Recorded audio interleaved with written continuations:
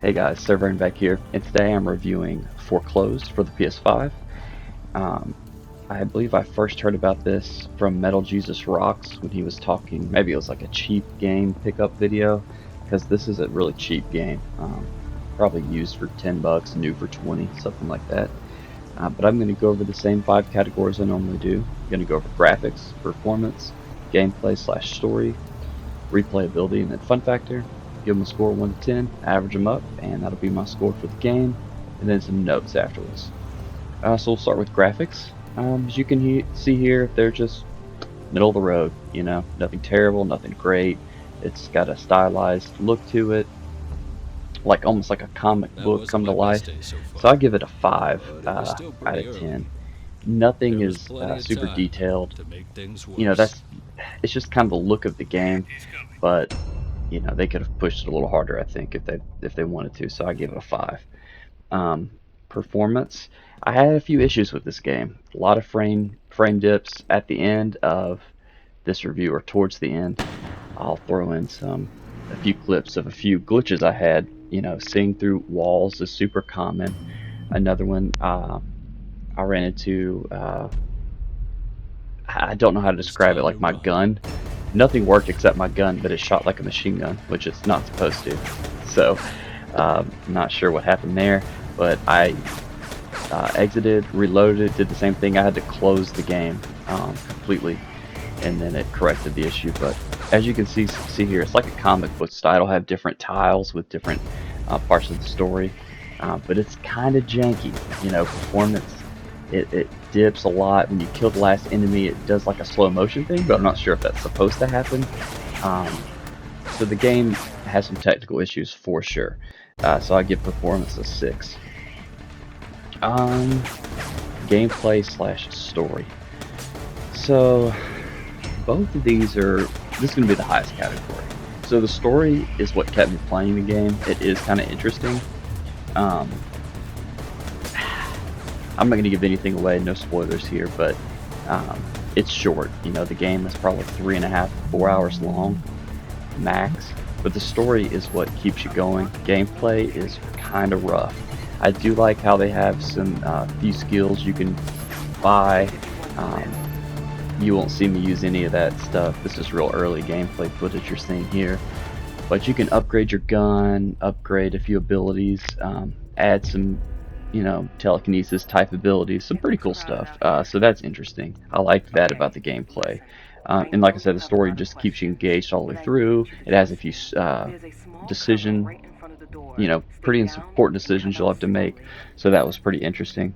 The gameplay, the only real thing that my goodness, shooting is rough. And this is a third-person shooter. I mean, it does have some stealth components, like you can see here. But a lot of the game is shooting, and it is like, man, at least for me, what is it called? It goes too fast when you're trying to shoot. I'll think of the word in a second. But sensitivity is just insane. It starts insane, and I lowered it to the lowest setting, and it was still too fast. So it suffers. It's hard to get headshots. They do have a lock-on setting. You can up that. I didn't do that. It may have helped.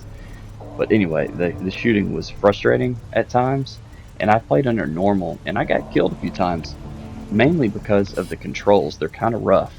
But like I said, this is going to be the highest category. So gameplay/story, I give an 8, more for the story. But gameplay isn't terrible. I do like the gameplay loop, upgrading. And once you get good at shooting, or better at shooting, it's not as frustrating, and you learn new abilities that also add to the fun, which is pretty cool. So replayability, this one's not as bad as I thought it would be, because although it's only a 3-hour game,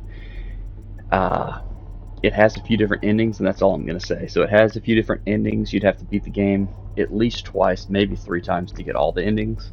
So that's pretty neat. I do like that. And not sure if I'll go and replay this one, though. I might wait a year until I forget some of the story.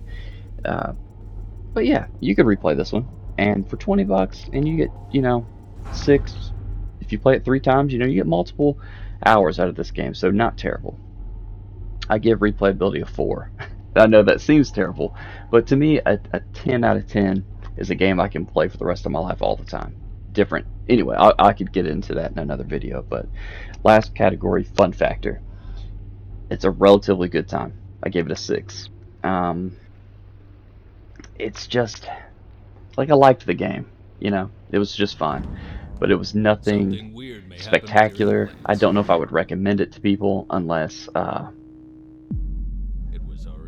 don't know, you're just, see, the reason I liked this game, and I enjoyed it as much as I did, is it's short, and that's what I was looking for. I Googled out of the games I own, you know, what game or howlongtobeat.com, and I was looking for a short game. This one said like 3.5 hours, I think, something like that, and that's what it took.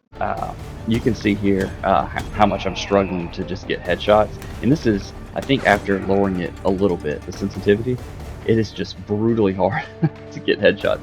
And you can see on the 4 squares to the left, those would be abilities you can add. And you can see this is super early, so I don't have any right now.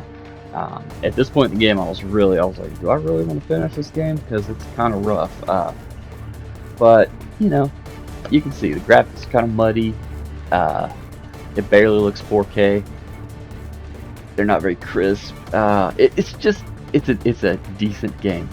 But anyway, some note. Oh, and fun factor, I gave a 6. So not a terrible time.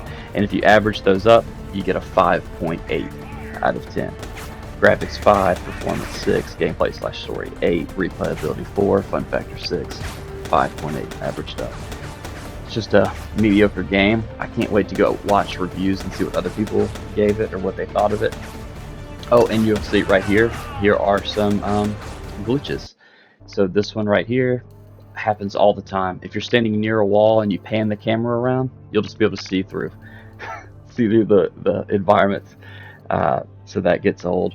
One of my notes I wrote janky, too fast for the sensitivity. And this will be the last glitch, or not the last one, but one I caught.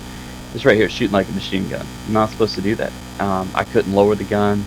I couldn't duck. I could do nothing else.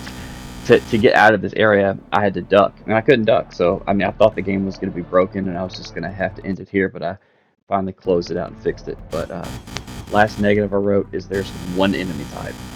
You know, they spice it up with helmets and shields, but essentially it's not very creative in that department. But anyway, that's really all I have for this review. Try it out if you got a spare $10 laying around and, you know, you want 6 hours of entertainment. But anyway, that's all I got. SirVern out.